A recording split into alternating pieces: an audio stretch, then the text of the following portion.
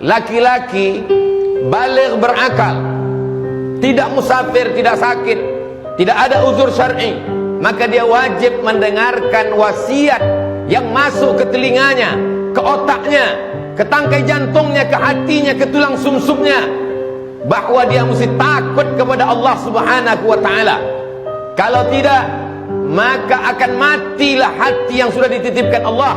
Kalau hati itu mati, maka kata Allah Subhanahu wa ta'ala, ulaika kal an'am, mereka seperti binatang, balhum adall, bahkan lebih hina daripada binatang. Hati itu mesti hidup. Menghidupkannya adalah dengan mengingat Allah. Mathalul ladzi yadhkurullah wal ladzi la yadhkurullah kamathalil hayy wal mayyit. Orang yang hatinya mengingat Allah dan orang yang lalai tidak mengingat Allah seperti orang hidup dan orang mati. Orang hidup bukan orang yang makan, orang hidup bukan orang yang bergerak, orang hidup bukan orang yang berbicara. Karena sesungguhnya binatang juga berbicara, binatang juga bergerak.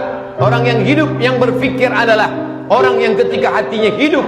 Menghidupkan hati adalah dengan zikir. Maka laki-laki yang balik berakal itu hatinya dihidupkan. Karena khatib menyampaikan pesan, ittaqullah, takut kepada Allah Subhanahu wa ta'ala. Apa tujuan puasa? Ya ayyuhalladzina amanu kutiba alaikumus shiyam kama kutiba alal ladzina min qablikum la'allakum tattaqun, supaya takut kepada Allah. Apa tujuan haji?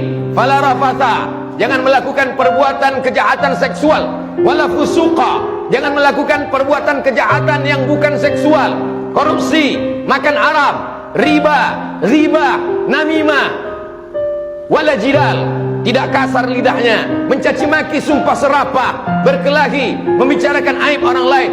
Apa tujuan daripada zikir? Supaya mulut menyebut Allah, hati mengingat Allah, mengagungkan Allah, supaya takutnya hanya kepada Allah Subhanahu wa ta'ala. Ketika Kabil berkurban, Habil pun berkurban sama. Tapi kenapa kurban yang diterima hanyalah kurban Habil? Maka Habil bertanya, mengapa kurbanku tidak diterima? Habil menjawab, innama yataqabbalullahu minal muttaqin. Yang diterima Allah hanya dari orang yang takut kepada Allah Subhanahu wa ta'ala. Kalau kau takut kepada aturan negara, sampai masanya negara tumbang, sampai masanya penguasa mati, sampai masanya yang mengawasi itu tertidur, tapi kau diawasi oleh dia. Siapa dia? La ta'khudhuhu sinatun, dia tak pernah tidur, wala naum, dia tidak mengantuk, dia tidak tidur. Hayyun, dia maha hidup. La yamut, dia tidak pernah mati. Wa huwas sami', dia maha mendengar. Al-basir, maha melihat. Tapak kaki semut yang hitam, di atas batu yang hitam, di tengah malam yang gelap, di tengah samudera yang luas, akan ditampakkan di depan matamu. Wa qadimna ila ma 'amilu min 'amalin, kami tampakkan amal mereka, lalu amal itu dilihat.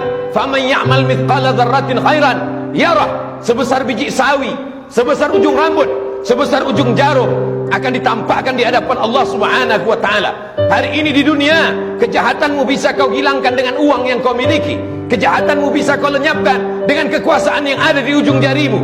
Tapi sampai masanya Allah berkata, Anal Jabbar, akulah penguasa.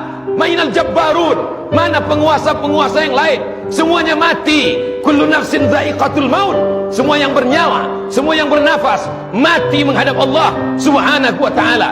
Maka kita sekolahkan anak-anak kita ke lembaga pendidikan yang membuat dia takut kepada Allah Subhanahu wa ta'ala.